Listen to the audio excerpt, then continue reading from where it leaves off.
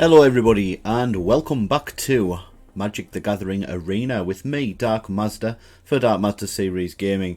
In this episode we are going to be going through another standard deck, which is Gruul Aggro, and Gruul is the colours of green and red, mountain and forest.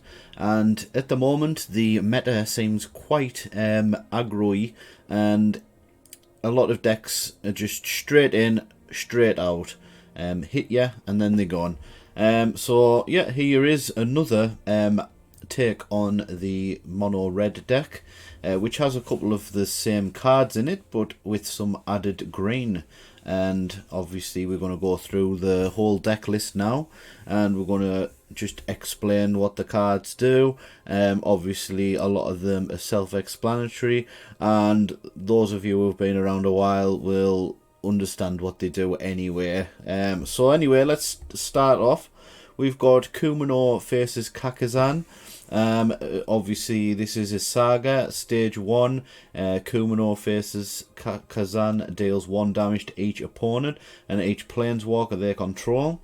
For chapter 2, when you cast your next creature spell, that creature enters the battlefield with an additional +1/+1 counter on it. And stage 3, we exile it and it becomes Etching of Kumonor, which has haste. And if a creature dealt damage this turn by a source we control, we exile it instead. So that's a good way to get rid of things like, or those, the 2-cost black cards, which once they killed they can be recast for 4. I can't remember what you call them now, but anyway, yeah, just anything like that you need to exile. Sometimes it's a nice way to get the exile on a creature. Next up we've got Phoenix Chicks, flying in haste. It can't block, but whenever we attack with 3 more creatures, we can pay 2 mountain, and if we do, we can return Phoenix Chick from the graveyard to the battlefield tapped and attacking with a 1/1 counter on it. Next up, we've got Tamiyo's Safekeeping for a little bit of protection on things that we want to keep on the battlefield. So if we defend, for instance, it looks as though we're going to sacrifice or trade off, we can then cast this and it gains hexproof and indestructible until the end of the turn, and we also gain 2 life. We can also, if there's something we want to keep and protect, we can also put the hexproof on it so that the spell doesn't connect with it. So that's pretty cool. We've got Lightning Strike. So Lightning Strike deals 3 damage to any target, does what it says on the tin. If we do have that Etching of Kumonor out, we can exile it, so that would be a good way to exile something as well. We've got Radhar's Firebrand. You'll remember this from the Mono Red deck. Whenever it attacks, the target creature defending player controls with power less than Radhar's Firebrand's power can't block this turn. And it's got a domain cost of 5+ in mountain. It gets 2/2 until the end of the turn. This ability costs 1 less to activate for each basic land type among lands you control. Activate only once each turn. So we can technically boost it up if we've got enough mana to spare. Quirion Beastcaller. Whenever you cast a creature spell, put a +1/+1 counter on the Beastcaller. When the Beastcaller dies, we can distribute those 1/1 counters among any number of target creatures we control, where X is the number of +1/+1 counters on the Beastcaller. So that's a good way to distribute extra counters onto things. We have got Yavimaya Iconoclast. Oh, that was a mouthful. It's an elf creature, and it's got a kicker cost for a mountain, and it's got trample, and when it enters the battlefield, if it was kicked, it gets +1/+1 and gains haste until the end of the turn. Now, I mean, that's coming in as a 4/3. It's got haste, it's got trample as well, so this can do a lot of damage right off the bat. Just unexpected. We've got the Reckless Stormseeker, and at the beginning of combat on your turn, a target creature we control gets +1/+0 and gains haste until the end of the turn. And if it's night time at the beginning of combat on our turn, target creature gets +2/+0 and gains trample as well as haste until the end of the turn. I mean, wow, that's a lush card for the deck. we've got Squee, Dubious Monarch. So it's got haste, and whenever the monarch attacks, create a 1/1 red goblin creature token that's tapped and attacking. And we may cast Squee from our graveyard by paying 3 and a mountain and exiling 4 other cards from our graveyard rather than paying its mana cost. So yeah, that's pretty sweet as well. We've got a Llanowar Green Widow, which has got Reach, Trample, and it's got a domain cost of 7 plus a forest. We can return it from our graveyard to the battlefield tapped. It gains, if this permanent would leave the battlefield, exile it instead of putting it anywhere else. This ability costs 1 less to activate for each basic land type among lands you control. And what the whole thing is aimed around is Helena and Helena partners. First strike and reach, and at the beginning of combat on our turn we put X +1/+1 counters on another target creature we control, where X is Helena and Helena's power. That creature gains haste until the end of turn, and that's a good way to get other creatures attacking that don't have haste when you've just cast them. Also, if you put the counters onto the Radha's Firebrand, you can scale up the attack so that you can effectively make one of their higher creatures unable to block for that turn. If we can get some more +1/+1 counters on Helena and Helena, that is also good for when we are distributing more counters onto something else as well. Alright, so our land base, we've got 9 mountains, 7 forests. We've got 4 Karplusan Forest, and this is the Pain Land. We've got a Rockfall Vale, and it enters tapped unless we control 2 or more other lands. So in total we've got 24 lands there. So let's go and see how this performs in the arena. We're going to play some ranked matches, and I will give you some statistics on how good the deck is, what the win rate is. We'll see if we've played enough matches in order to get a good sample size for the percentage. So let's get going. So here we are, we've got a couple of lands which should be okay for us. We need a couple just to get going. First up we're going to use Kumonor versus Kakazan, then maybe go into the Quirion Beast Caller, and hopefully we'll have another land by then to get haste out on this one. So let's go. I think we put the Rockfall Vale out. Oh no, we put that out. Oh, we've got another land, so that's alright. Kumonor faces Kakazan first. And get that cheeky 1 damage in.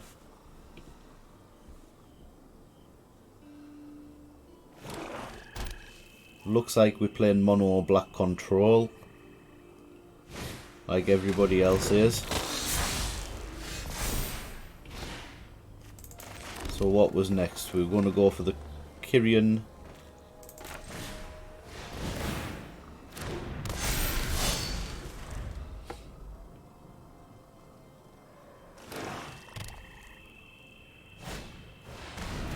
That was the card I was trying to remember, the Tenacious Underdog.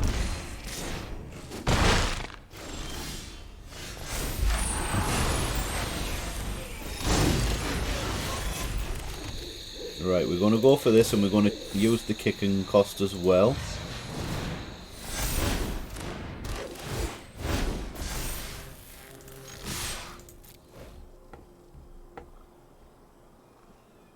And if he defends with the Tenacious Underdog, it's going to get exiled.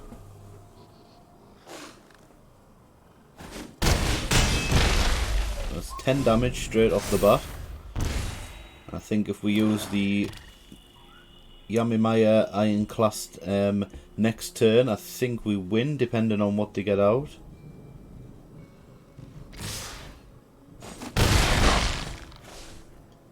Let's see what happens. They're going to remove something.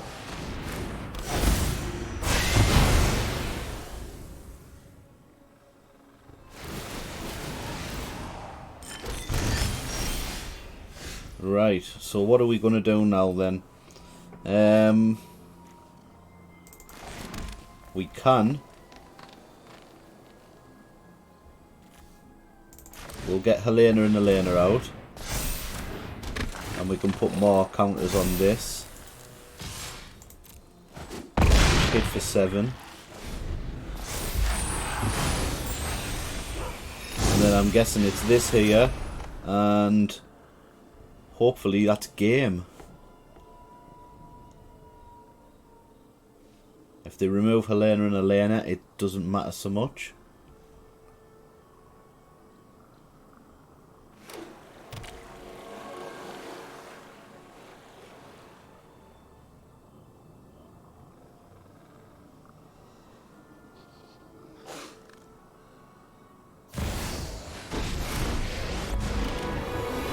If we have to sacrifice a creature, nobody knows Dominaria shadows like me.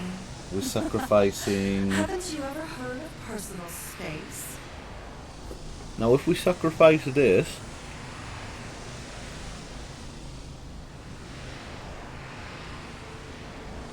No, let's go for Elena and Elena.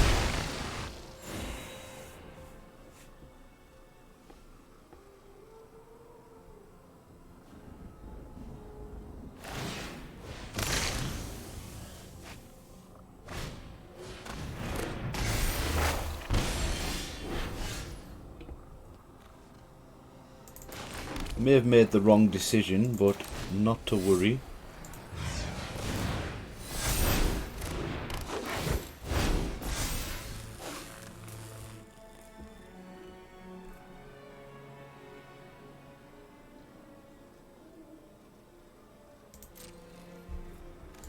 Well, he's going to have to defend that with that, so we are going to go for... Are we not? No, we're just going to go straight for face. We'll keep that land up.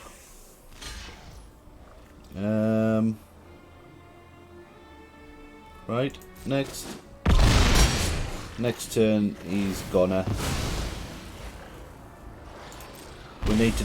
if we need to discard a card, we can just get rid of the mountain. We don't technically need it.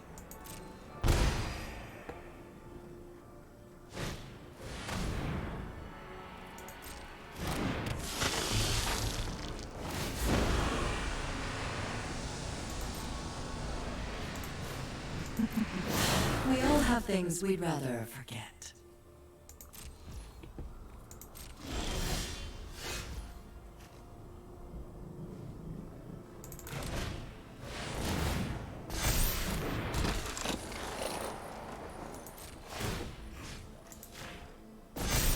And that's game, I think. Yeah, there we go.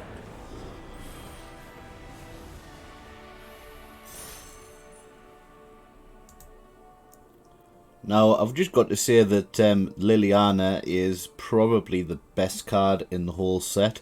Every deck that you come up against has probably got it in. It is absolutely overpowered to hell, and I just wish it didn't exist in the way that it does. It's a really annoying card. I mean, it's a really good card, don't get me wrong, but it is making the whole meta one-sided towards mono black. So hopefully when the Brothers War comes out, I know this set's just literally come out, I just really hope that there is something which deters people from using Liliana so much. Okay, I think we've got a decent-ish draw here, as long as we don't get a land drought.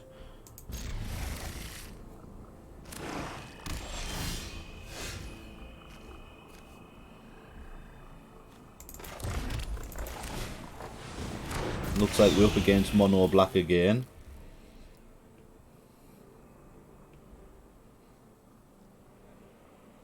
Yeah, it's getting removed. That's fine. We've got another one.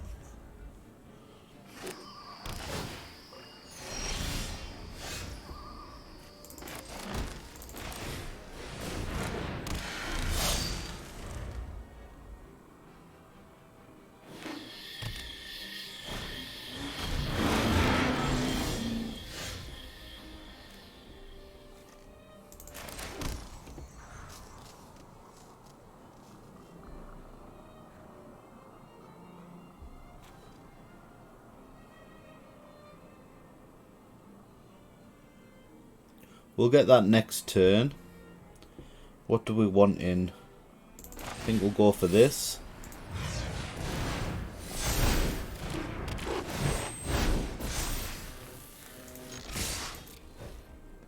And hit them for 7.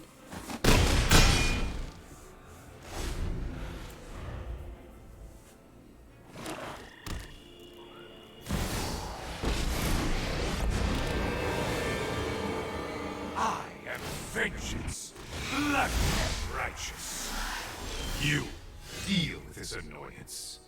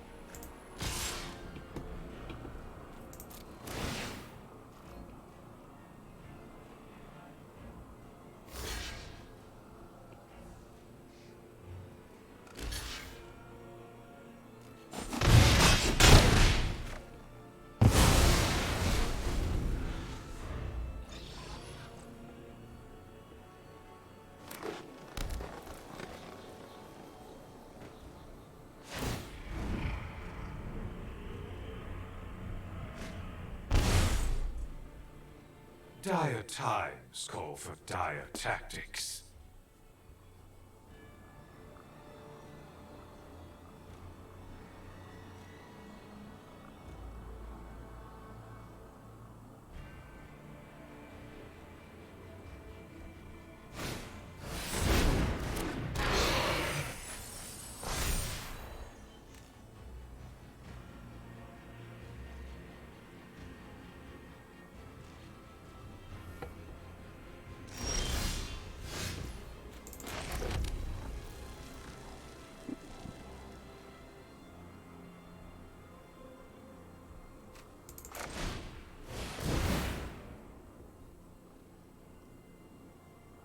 I think this is game.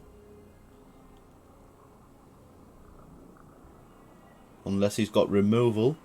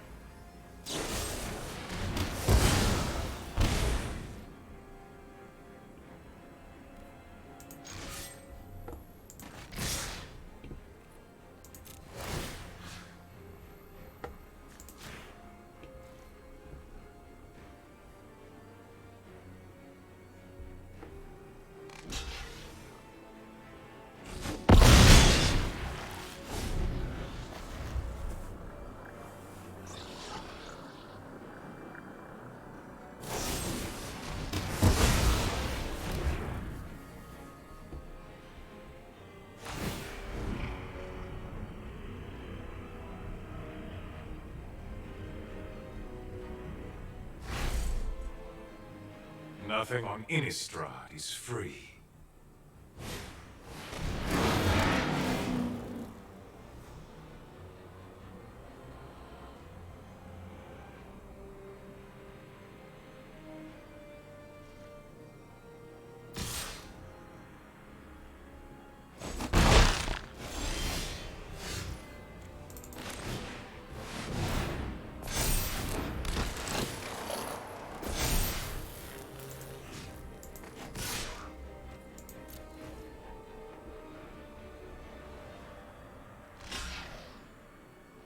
Just keep the pressure on.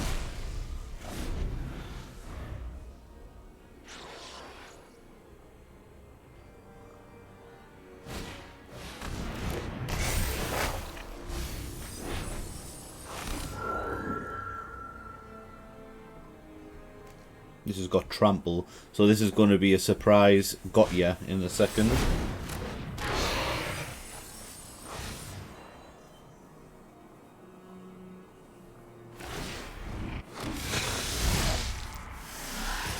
you can deal with my servant.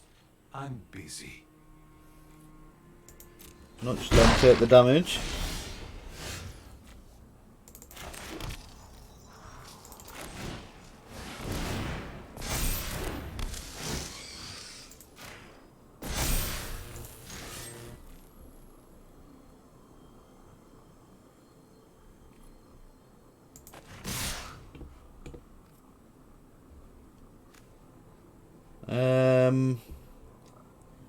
Yeah, let's do that.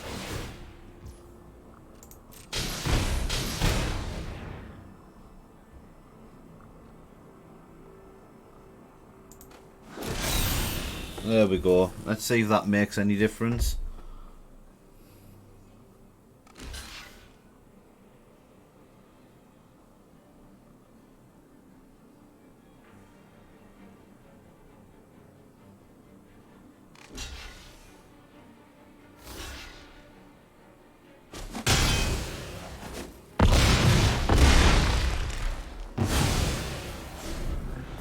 Yep, you got life back for those. Unless he can keep up, there's nothing he can really do. Just going to keep putting the counters onto the trample monster. That way it can just keep Not on my way. bullying through. I bring my own army. Yeah, we'll just let him do that. Right, we've got this out.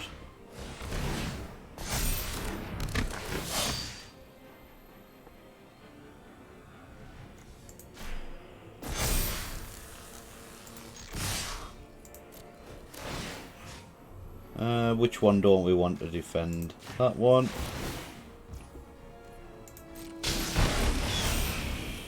Yeah, I think that's it. Yeah. A bit of a struggle, but we got there.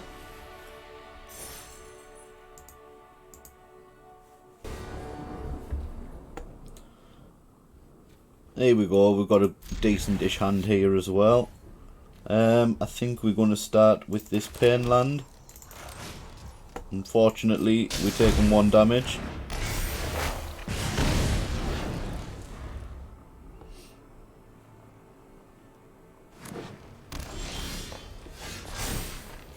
And the Phoenix Chick's going to be a good choice here.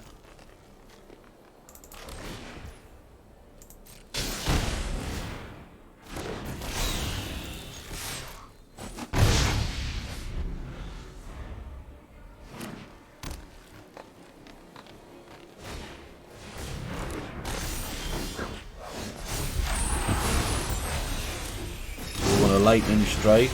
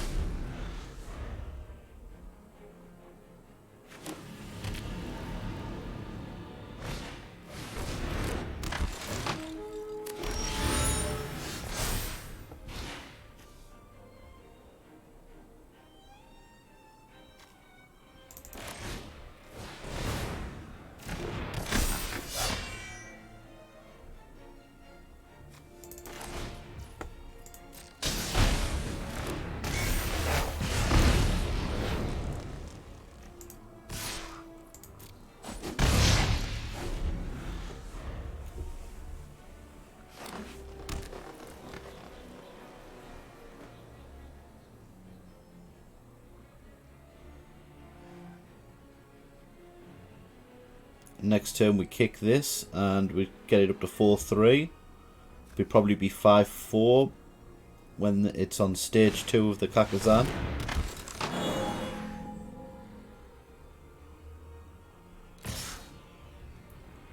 Oh, we'll just let him attack. That's fine. No block. If you got vigilance, if it's got vigilance, it doesn't matter. Whatever. We've got another creature on board. I think this might be game.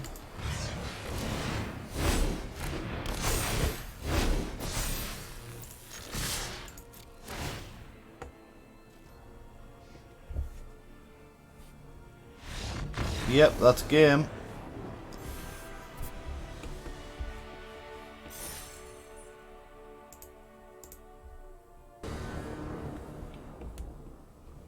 Alright, we think we need to mulligan this hand. That seems a lot better. We'll get rid of one of the... we'll get rid of the pain land.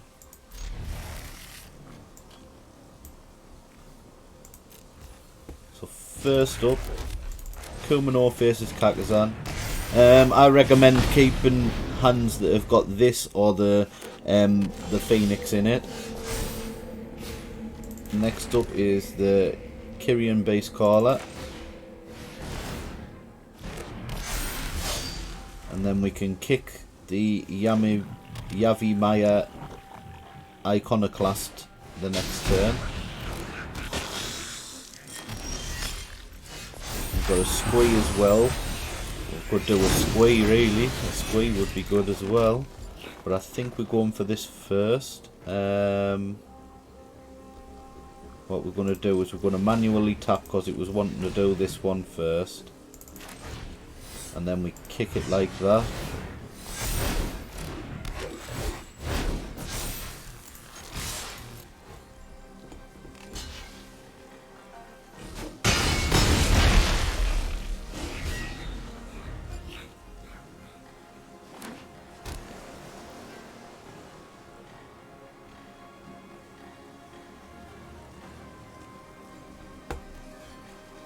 Now I think we Yavimaya Iconoclast next turn as well instead of Squee.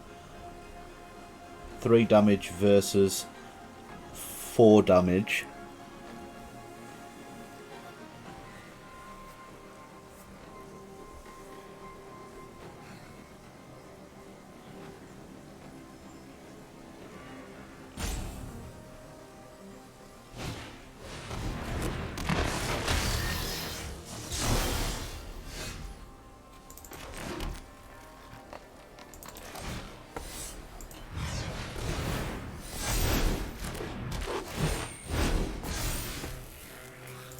Right, let's just hit them for everything. He has to block something. Now all these counters can go on to something else. And we're going to put it on to... well, actually, we'll just put them between them all.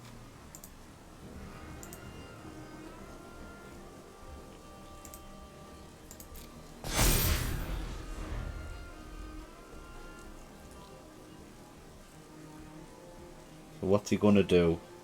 We've got Squee next turn. Can do 3 damage off the bat. Looks like they might struggle to defend. Whichever one they get rid of. Oh, well, it doesn't matter because I think we win anyway. Yeah, we'll sacrifice this one then. Whatever. We'll squee it out.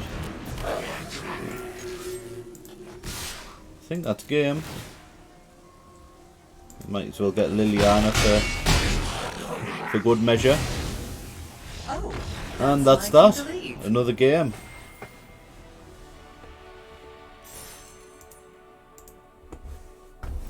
So because we've won the last few games in a row, I'm expecting to lose this one. It's normally how it goes. I think we're going to keep this hand.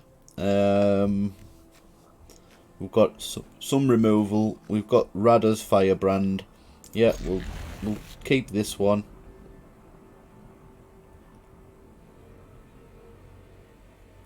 Doesn't matter what we start with at the moment.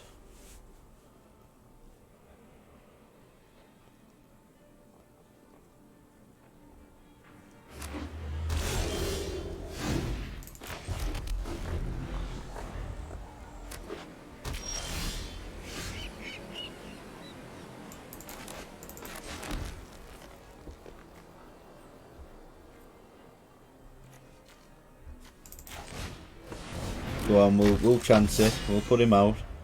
Probably going to get removed.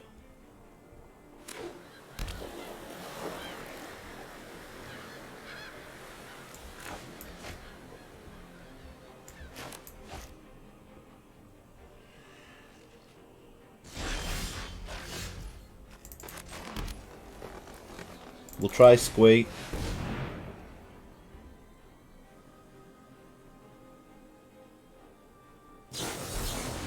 Yeah, that's fair enough.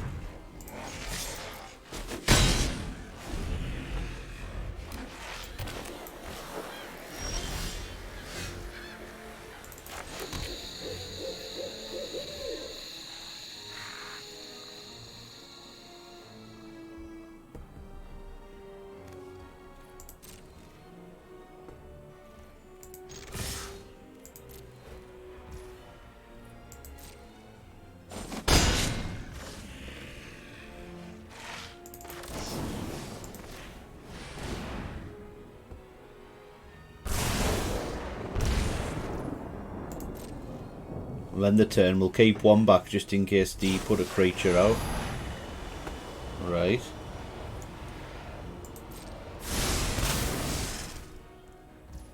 That's totally fine.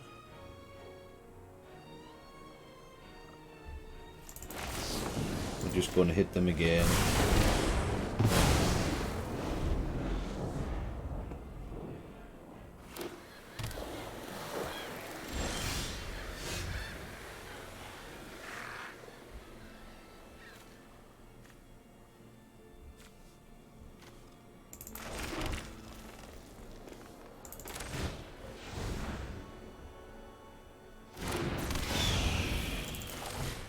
Probably remove this. Yeah, thought them. Oh no, maybe not.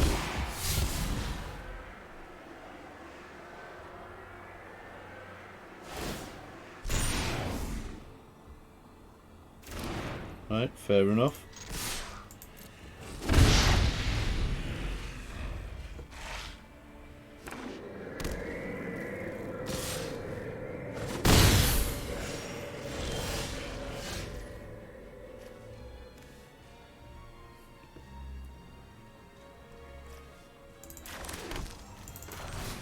Try again. It's got through that time. Right, we can use Tamio's safekeeping now.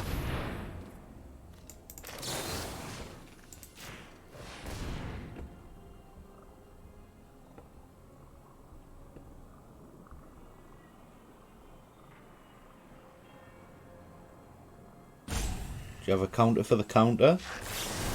Oh, as a counter for the counter. Unfortunate.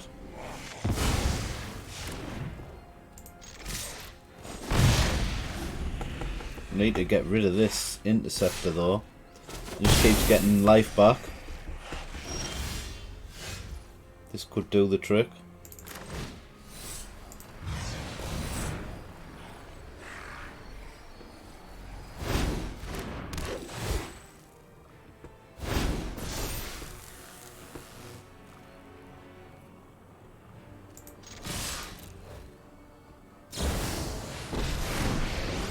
Wandering Emperor just gets better. Bye bye. I am almost sad to see you go. Strike fast and well, it's not infallible, this deck. I just had a feeling that we were going to be put up against something that would kill it off.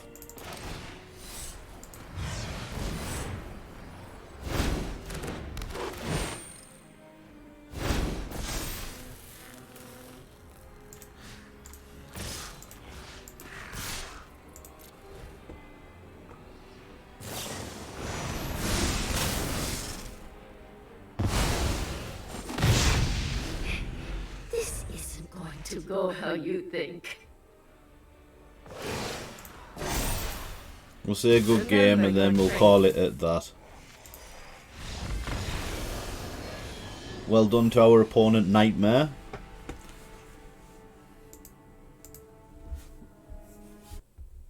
So as we can see here, our Gruul Aggro list, which is right here.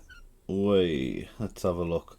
Our win rate for it is 63% overall, I believe. Yeah. On play, we have 68% to win. On draw, we 56%. We've had, what, 34 5 matches with this deck. So to have that sort of win rate is pretty sweet, 63% overall. So yeah, it's a little bit better than the Mono Red Aggro that we were playing with before. If we just double check that there, our Mono Red Haste is 56%, and that's 27 matches. So, you know, for 35 matches, I think that's a better representation of what the deck can do. So yeah, if you're looking for a good aggro deck at the moment, Mono Red, just put that aside. Let's go for the Gruul Aggro. You remember what the deck list was. So there we go again, just a quick look through. Kumonor faces Kakazan, Phoenix Chick, Tamio's Safekeeping, Lightning Strike, Rada's Firebrand, Quirion Base Caller, Yavimaya Iconoclast, Reckless Stormseeker, Squee. I'm not too sure about this card. I think we could put something else in this guy's place. We'll have a think about it. And 3 Helena and Elena, and obviously the lands, you know, do it as you will. We went through the whole deck list at the beginning of the video. Anyway, if you have liked the video, give me a like and a sub, and try it out for yourself. Tell me what you think in the comments below. And until next time, I think what we're going to do is I'm going to go through all of the meta decks, which are posted on the untapped.gg meta listings, and we'll just go through those in future episodes and see how the decks perform, have a good play test, get a good few matches in, give you a true representation of what the win rate's quite like. But as I say, that is not 100% accurate, because people play the decks differently. I could play a deck differently to what you do, but it's a kind of general what the sort of win rate should kind of thereabouts be. So anyway, until next time guys, that's it from me, and I will see you on the flip side.